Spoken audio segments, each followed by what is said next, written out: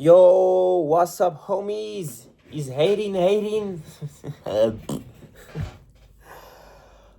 Yo les gars, c'est le jour, je vais dire c'est le jour 18. Je suis à la masse, je viens de voir en plus. C'est le jour 22, c'est le jour 22 normalement.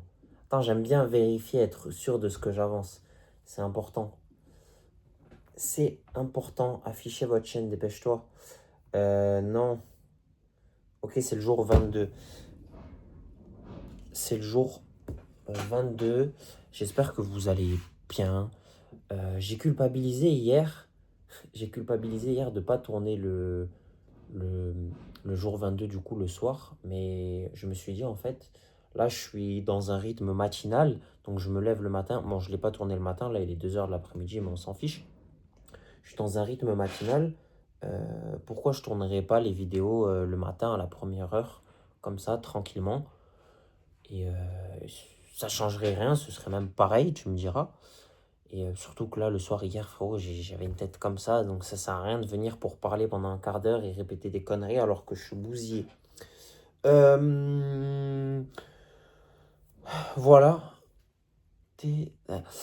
Voilà, donc on en est là.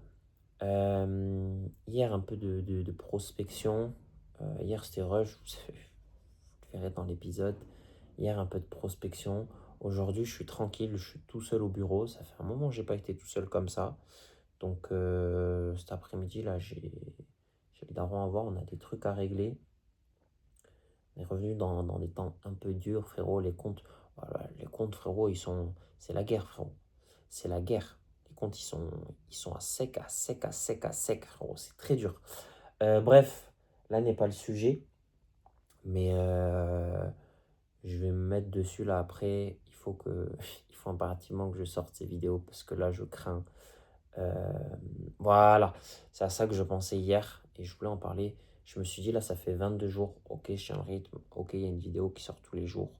Mais petit à petit, euh, c'est pas que je délaisse la série, mais je manque de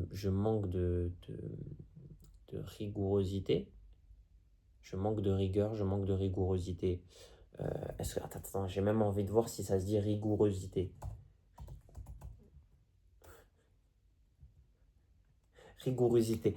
Voilà, je manque de rigourosité. Voilà, nouveau mot, c'est gratuit, c'est pour moi. Je manque de rigueur, pas de constance, mais je manque de rigueur et de sérieux. Comme si au final, là, après 22 jours, euh, je prends pas la série au sérieux et je fais juste un peu de blabla pour me complaire dans la médiocrité.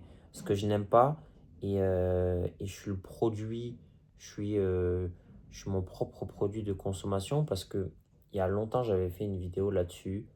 Euh, Dieu seul sait si elle est encore sur Insta ou sur TikTok, mais je parlais du fait de parler de ses projets. Il y a un, il y a un physicien, euh, un physicien allemand, Alfred ou Albert Müller, qui parlait de ça. Et en gros, le fait de parler de ses projets, euh, le simple fait de parler de ses projets à qui que ce soit, ou même d'en parler, d'en faire la promotion quelconque, c'est de l'énergie qu'on dépense euh, pour en parler, pour profaner d'un point de vue spirituel pour profaner quelque chose qui n'est pas dû, qui n'est pas tien. Et c'est une énergie qui va à l'encontre de ce que tu devrais faire. Qu'est-ce que j'entends par là? Parce que là, c'est très vague. Euh, Au lieu de parler de ce projet, même si c'est positif, même si tu penses que c'est une bonne chose, ce qui n'est pas le cas, mets de l'énergie dedans en fait. Et c'est ce que je ne fais plus. Pourtant, Dieu sait que ça m'énerve parce que c'est une règle que j'avais compris il y a très longtemps. Et le fait de parler de ces projets, d'en parler à ton pote, d'en parler à XY, ça, tu t'essouffles en fait. Tu t'essouffles et l'énergie que tu mets dans ces paroles, l'énergie, l'intérêt que tu mets à parler de ce projet, c'est de l'énergie que tu ne places pas en ce projet. Et c'est très grave en fait parce que ça mène à des projets qui ne sont pas finalisés et ben, qui passent à la trappe. Et là, il faut que je me remette dans un esprit de travail, dans un cadre qui est un cadre qui est structuré et qui est bon pour travailler. Et là, quand je dis ça, en plus, je vois l'état de mon bureau. Il faut vraiment que je range mon bureau parce que déjà, je pense que ça commence par là. Et c'est ce que je vais faire juste après cette vidéo. Donc, voilà, concrètement, c'est ça. Ne parlez pas de vos projets. Je vais vous dire exactement, j'avais trouvé un site. Même, je pense que je l'ai dans mes notes. Je l'ai écrit il y a très, très, très longtemps. Je suis sûr que si je tape son nom... Ah! J'aime bien mettre des coupures au milieu de la vidéo, je parle, j'arrête de parler. C'est ça, tu vois, c'est mon kiff. Ok, je sais pertinemment où elle est cette vidéo. Attends, parce que les notes sur le Mac, c'est vraiment du vomi. Pardon. Je pense qu'elle est là. Je vais la rechercher là.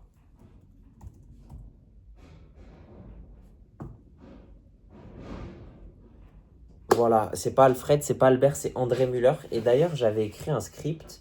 Ça date. Ok, la note, elle est du 14 avril 2025, donc ça fait un an. C'est des scripts qui sont jamais sortis. Ah, peut-être qu'il y en a un que j'ai sorti. Ok, bref, ça date d'il y a un an. J'avais écrit tais-toi, arrête de dire ce que tu vas faire ou prévois de faire. Premièrement, car le monde s'en fout. C'est vrai. Deuxièmement, car ça ne t'apportera rien de plus. C'est vrai. Troisièmement, car ça donne à ton subconscient l'illusion d'avoir fait quelque chose, ce qui n'est pas le cas. Et comme disait André Muller, le bavardage épuise le dynamisme. Et c'est une phrase de ouf. Le bavardage épuise le dynamisme. Alors, suite du script. Alors tais-toi et fais ce que tu vas faire. Le bruit et la lumière de ton succès se chargera de dire au monde à quel point ton idée était grandiose. Car au final, tu es ce que tu es, pas ce que tu dis que tu vas faire. Bref, ça c'est une des phrases aussi à laquelle je me suis tenu longtemps dans cette année 2025, qui a été très longue pardon, et très rigoureuse. Je vais l'employer, le mot, je n'en ai rien à foutre. Après j'ai changé ça, il y a une vidéo sur mon profil, je sais qu'elle en épinglé. C'est un sujet qui est important aussi. Tu es ce que tu es, tu n'es pas ce que tu dis que tu es. Voilà. Là aujourd'hui, je suis quelqu'un qui procrastine et je suis pas quelqu'un qui est en mesure de développer Atelier 18. Voilà. Et ça c'est la réalité parce que certes les paroles, les mots, les pensées que tu émets sont trois choses très importantes. Mais ça va d'un point de vue conscient comme subconscient. Si tu dis, mais que derrière tu ne fais pas, c'est très bateau dit comme ça, tu n'avances pas. C'est logique. Mais si tu dis, tu répètes avec positivité, avec foi, que tu fais ça, que tu vas faire ça, que tu as envie de faire ça, tu vas pas le faire. Tu vas pas le faire.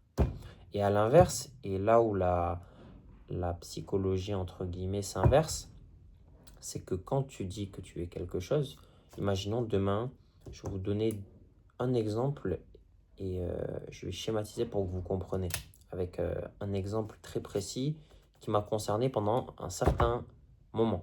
Bref, demain, tu dis que tu es, je te dis une connerie, un tennisman. Si en janvier, tu n'es pas un tennisman, tu n'as jamais fait de tennis, ok, tu es un tennisman. Si par contre, les 6 mois qui suivent, tu t'es mis au tennis, tu as commencé à jouer au tennis, ton revers il s'est amélioré, ton service il s'est amélioré, ok, tu deviens un tennisman. Parce que tu l'as dit, mais parce que tu as cru en ça. Et quelque chose à savoir aussi, les gars, ça c'est quelque chose qu'on m'a dit, qui a fait sens pour moi. Le subconscient, déjà il faut savoir, petite remise en contexte. Ça, là, les deux sujets, c'est des sujets que j'adore. C'est vraiment les deux sujets principaux du dev perso, de la psychologie, de la spiritualité qui m'obstinent. Le subconscient, il ne fait pas la différence entre ce qui est vrai et ce qui est faux. Donc, tout ce que tu dis, il ne fait pas la différence. Lui, il s'en fout. Il entend juste ce que tu dis. Il ne comprend pas ce que tu dis. Et, spoiler, entre le cerveau, il est divisé en deux parties. Il y a le subconscient et le conscient. La partie la plus forte, c'est le subconscient. Donc, avant de chercher à reprendre le dessus sur ton subconscient et mettre ton conscient en avant, il faut émettre des paroles qui ont du sens et qui sont bonnes. Donc, j'ai parlé du tennisman. Si au bout de 6 mois, tu es devenu un tennisman, c'est parce que ton subconscient a assimilé, a fait comprendre à ton cerveau que tu étais un tennisman. Et c'est là tout le principe du subconscient.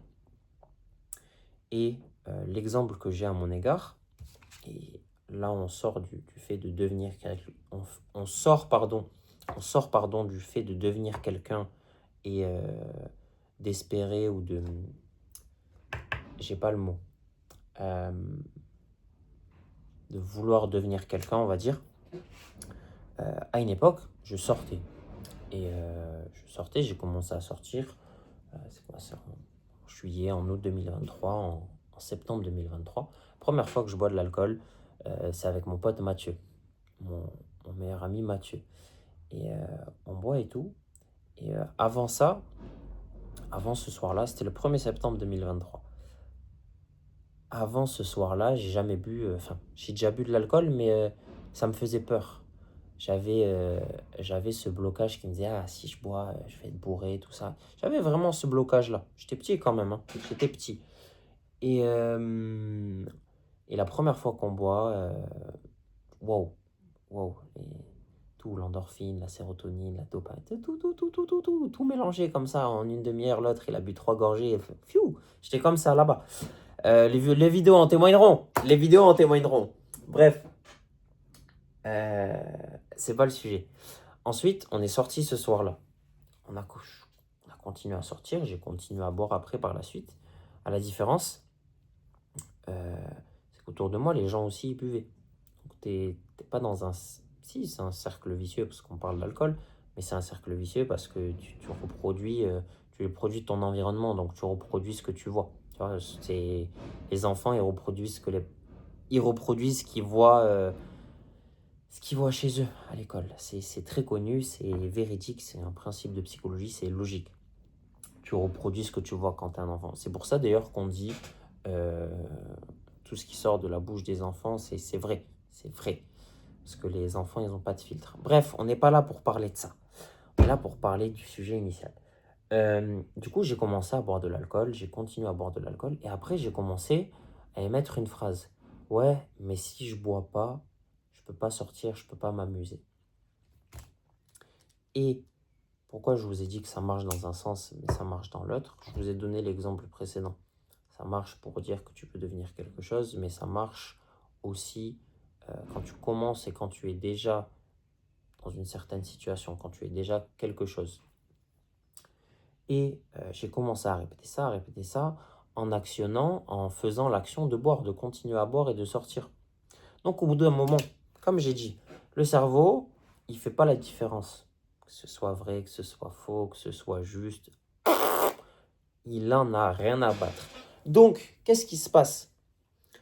Le cerveau, il catégorise que pour toi, si tu sors, mais que tu ne bois pas, tu ne peux pas t'amuser. Donc, tu es littéralement obligé de boire pour t'amuser. Ce qui crée à terme une dépendance. Le raisonnement, déjà, on arrive vite au mot dépendance, ce qui est très inquiétant, surtout quand tu as 17 ans. Donc, ça, j'ai mis du temps avant de le comprendre. Tu arrives à ce stade-là, et là, on parle déjà de dépendance. Parce que oui, c'est une forme de dépendance. Si tu sors tous les week-ends et que à chaque fois que tu sors, tu es obligé de boire, toutes les semaines, il y a 1 jour ou 2 jours où tu vas être bourré. Où tu vas où tu vas boire de l'alcool. À 17 ans, c'est insensé. À 17 ans, véridiquement, là, après coup, avec le recul, c'est insensé.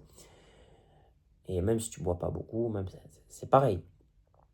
Et à force, je me suis dit, mais parce que j'aime pas spécialement boire, c'est pas quelque chose qui me fait pas bander, ça me fait pas triper de boire. Surtout quand tu bois de la Poliakov, frérot, des trucs de merde. T'as pas envie au bout d'un moment. Stop, c'est dégueulasse. Voilà, c'est dégueulasse. Et le temps passe. Après, il y a eu une grosse période. après mon accident où j'ai continué à sortir, où là, c'était la guerre. Dans mon cerveau, partout, c'était la guerre. Je faisais n'importe quoi. Et quand j'ai commencé à me réveiller, donc en 2024, 6 7 mois plus tard, je me suis dit, mais j'ai pas envie de boire l'alcool parce que les effets secondaires, après je suis bourré, après j'ai la gueule de bois, après je suis fatigué, après je peux rien faire. Parce que l'alcool, que tu le veuilles ou non, ça t'handicape, hein. Oh, quand tu te mets une caisse et que le lendemain tu veux te lever pour faire quoi que ce soit, pas du tout. Pas du tout. Donc tu prends une journée, tu prends 2 heures ou 3 heures dans ta soirée pour boire, 4 heures, donc une soirée, t'es bousillé pendant 24 heures, pas du tout frérot. Tu te gâches la vie. Voilà. Et je vous le dis, hein, les gens qui boivent de l'alcool à outrance, vous n'êtes pas heureux. C'est pas possible. Le corps ne peut pas, accepter certaines choses. Il peut pas, il s'offusque. Ton corps, il s'offusque. Je connais des gens, ils boivent de l'alcool. Je me dis, mais frérot, tu ne te rends pas compte de ce que tu es en train de faire. Parce que ça aussi, les gars, ce que vous faites aujourd'hui, les actions que vous faites aujourd'hui de manière générale détermineront ce que vous serez et ce à quoi vous accéderez dans les prochaines années. Donc si tu bois comme un trou à 25 ans jusqu'à tes 30 ans, frérot, genre ouais, putain, le corps il change pas, tout ça, je suis jeune, je suis en forme. Frérot, tu vas arriver à 30 ans, un légume. Un légume. C'est comme les mecs qui se droguent, c'est comme les mecs qui font quoi que ce soit. Bref, c'est un vrai sujet au final. Mais on n'est pas là pour faire de la prévention. Je suis pas le 36-30, pas du tout. Donc ça ira. Bref, et comment j'ai inversé la tendance? C'est en me forçant à me dire, mais en fait, déjà supprimer cette phrase de dire si je bois pas, je peux pas sortir. Si je bois pas, je vais m'amuser. Et frérot, j'ai fait l'expérience à l'époque où j'avais vraiment besoin de boire pour sortir, d'aller en boîte sobre. Frérot, quand tu te mets dans un état d'esprit où il faut assumer la soirée alors que t'as pas bu et que tu as envie de boire pour supporter la soirée, frérot, t'es littéralement chez les fous, frérot. Je suis arrivé en boîte ce soir-là, j'ai dit, oula, c'est ça là, c'est là que je vais. C'est là que je vais, c'est avec ces gens-là que je suis. Oh, tu vois des trucs de ouf. Tu vois des trucs de ouf. Tu vois d'un point de vue spirituel que les boîtes de nuit, c'est un endroit de ouf. Genre c'est vraiment un endroit de ouf. Et tu te dis, qu'est-ce que je fais là? C'est Zombieland. C'est Zombieland. Et à partir de là, je commençais à me réveiller, mais tout doucement. Et il y a un moment, peut-être que c'est quoi, en 2024, je sais pas, c'est sur la dernière année, les 2 dernières années, je me suis réveillé et je me suis dit, mais en vrai, il faut que j'arrive à inverser la tendance et faire comprendre à mon cerveau, dans un premier temps, que c'est pas que c'est moi qui décide, mais que la tendance, elle doit changer. Que si je veux sortir, je veux m'amuser, que j'ai pas spécialement besoin de boire ou la nécessité de boire pour m'amuser et apprécier la soirée. Et à partir du moment où tu comprends que les mots, surtout, c'est ça le plus important, que les mots et que la manière dont tu parles de toi, la manière dont tu te présentes, c'est très important, c'est même la base de tout. À partir du moment où tu comprends ça, tout change. Parce que demain, si je te dis que je suis entrepreneur, que je suis ci, que je suis ça, euh, même si c'est pas vrai, même si c'est peut-être une certaine perception des choses pour moi, ça va le devenir. Je te dis une connerie, et là j'ai un exemple qui me vient en tête. Il y a, quand j'ai commencé à bosser avec le daron, un jour le daron il m'a qualifié, il a dit ouais, c'est le directeur général. Moi frérot, quand on parle du boulot, quand on parle de la société, prend les choses très à cœur. Donc moi, il a dit ça, j'ai vu ça comme une forme de reconnaissance. Il l'a dit pour rire après coup. Et je me suis dit, ah ouais, putain, frérot, le premier truc que j'ai fait, LinkedIn, directeur général de la société. À ce moment-là, frérot, euh, sur l'échelle de la société, je suis un paquet de mouchoirs, frérot. Voilà. Euh, et petit à petit, là, je parle de ça, on est quoi? On doit être en août 2025. Les mois qui ont suivi, frérot, ce que j'ai dit que j'étais, parce qu'après, moi j'ai affirmé, j'ai dit le directeur général de la société des DPP. aujourd'hui, c'est ce que je dis, je suis directeur général de la société. Et, et mon statut aujourd'hui est celui-là parce que j'ai affirmé, voilà, ça c'est un bon mot, j'ai affirmé avec le cran et la positivité que j'étais cette personne-là, que j'avais ce statut-là. Donc même si au départ c'est pas vrai, si ton travail et les situations dans lesquelles tu es, tôt ou tard en fait, elles te mettent dedans. Parce qu'une fois que tu le dis, tu le penses, tu l'affirmes. C'est pas le dire, c'est pas le dire aux gens, c'est l'affirmer. Je suis ça. Je suis ça, je suis cette personne. En fait, ça devient ton identité.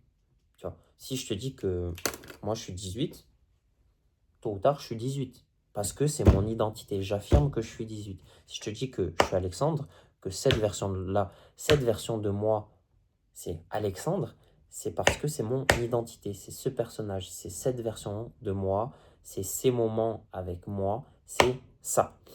Et avant qu'on y vienne on vienne à une pseudo-identité, parce que c'est tout le principe du personal branding, créer une identité et créer un personnage autour de ce que l'on est, euh,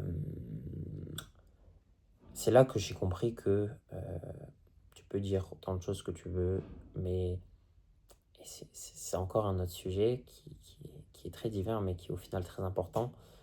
Tu peux dire autant de choses que tu veux, si c'est pas vrai, si tu te mens à toi-même, entre guillemets, déjà, premièrement, ça se verra.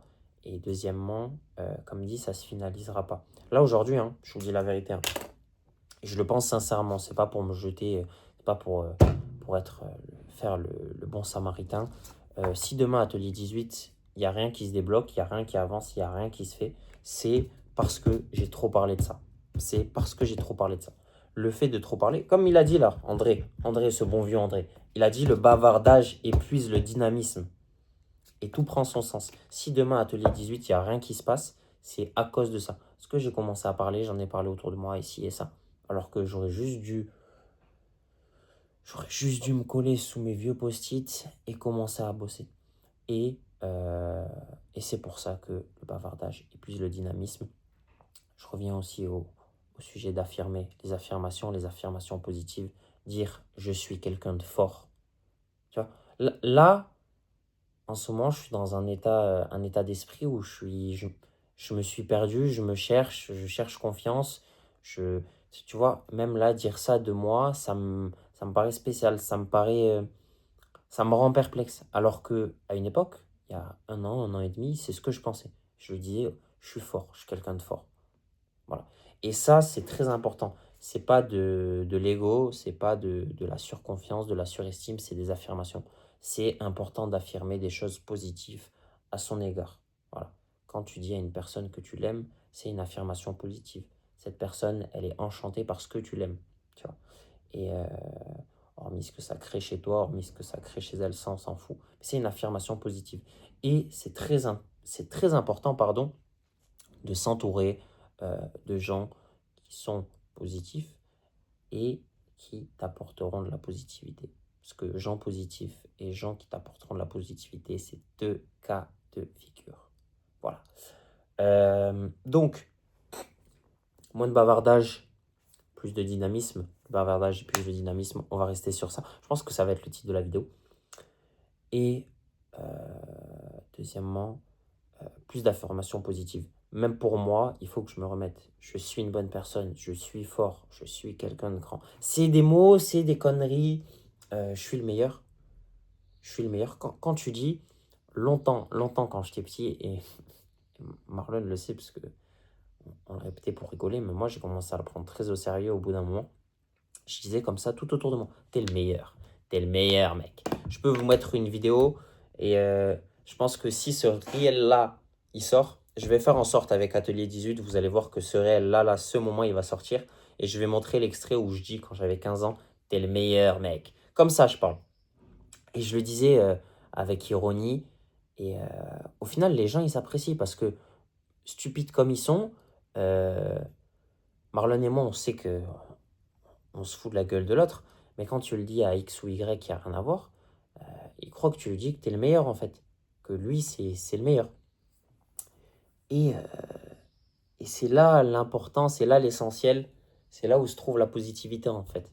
Parce qu'une chose que tu vas tourner à l'ironie au début, avec X ou Y, selon la compréhension, selon le moment de la conversation où tu vas poser ça, le mec il est content d'entendre ça. T'es le meilleur. Combien de personnes aujourd'hui, là, cette année même, vous ont dit t'es le meilleur dans quelque chose? Même les gens qui sont autour de moi, que je vois tous les jours, il n'y en a aucun à qui j'ai dit c'est le meilleur aujourd'hui. Cette année, même sur l'année, sur les 6 derniers mois, sur les 12 derniers mois. Et c'est une dinguerie. Ça devrait être un truc tous les jours. Affirmation positive. Affirmation positive, pardon. Là, aujourd'hui, t'es le meilleur. C'est toi le meilleur. On voit dans les films et tout. Les gens, ils tournent ça à de l'ego mal placé, de la surestime, du masculinisme aussi, ce terme que je ne comprends pas. Non, c'est juste pour moi de la positivité et de l'estime de soi, une certaine forme d'estime de soi et d'amour propre. Ok, il y a des trucs, c'est maxé, on est d'accord, on va pas s'inventer une vie, mais il y a des mots, il y a des mots, il y a des choses, il y a des phrases qui sont très importantes, il y a des choses qu'il faut entendre, il y a des choses qu'il faut répéter, et il faut toujours garder de la positivité dans ces mots. Et là, aujourd'hui, après 26 minutes, je viens de me rendre compte qu'il me manquait certaines affirmations. Voilà. Donc, on va finir sur ça. Les affirmations positives. Positives, positives. Voilà, voilà. On s'en fiche. Le bavardage épuise le dynamisme. Et soyez positif. Positif et positive. Soyez les deux. Voilà. Tout ce qui tout ce qui s'allie à la positivité, alliez-vous à ça. Positivité, amour, gratitude, et tout ira bien pour vous. Et ensuite vous séparez aussi le subconscient. Reprendre le dessus sur le subconscient. Ça, après, il faut s'ouvrir, il faut voir des spécialistes, il faut voir des hypnotiseurs, il faut voir peut-être pas des psychologues, mais des hypnotiseurs, des professionnels, des experts dans ce domaine-là. Et voilà, le bavardage épuise le dynamisme. Euh, Soyez positifs et positives. Et prenez soin de vous. C'était 18. Et on se dit à demain pour le jour 23. Le jour 23, c'est demain. C'était 18. Prenez soin de vous. Et par la grâce de Dieu, les vidéos elles vont bientôt sortir. Bientôt sortir. Atelier 18.